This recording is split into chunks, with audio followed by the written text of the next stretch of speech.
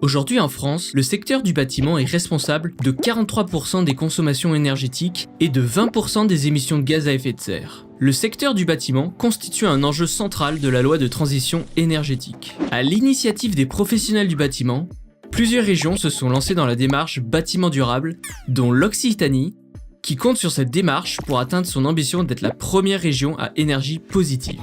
Il est temps de généraliser la construction et la rénovation durable. Qu'est-ce que la démarche ?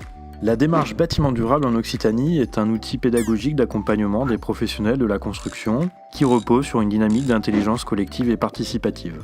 La démarche BDO entraîne ces professionnels vers des pratiques éco-responsables.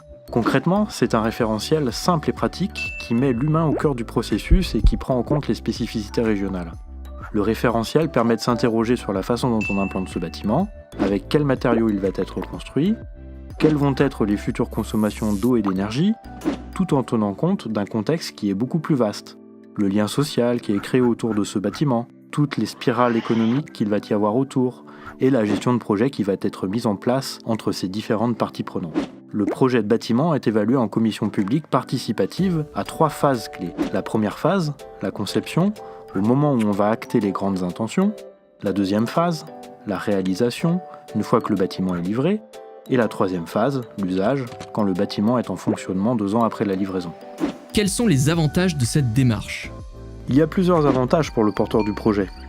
La démarche BDO permet de prendre en compte l'adaptation des projets aux spécificités du territoire, anticiper les futures réglementations environnementales, profiter d'un accompagnement humain et technique tout au long du projet, faire interagir les différentes parties prenantes, améliorer techniquement son bâtiment, sensibiliser les acteurs locaux et contribuer à leur montée en compétences, favoriser la cohérence durable et l'innovation, bénéficier des retours des usagers, être valorisé pour son exemplarité et enfin accéder à des aides publiques.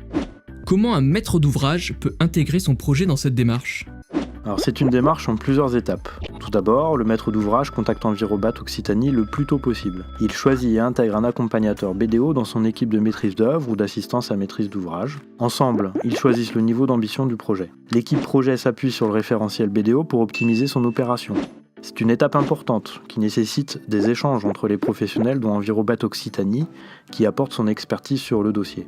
Quand le projet est suffisamment abouti, il passe en commission d'évaluation selon la phase d'avancement. Conception, réalisation ou usage. Lors de cette commission, l'équipe projet présente son dossier, les membres de la commission apportent des recommandations et se positionnent sur le niveau demandé, puis le bâtiment est officiellement reconnu en démarche BDO.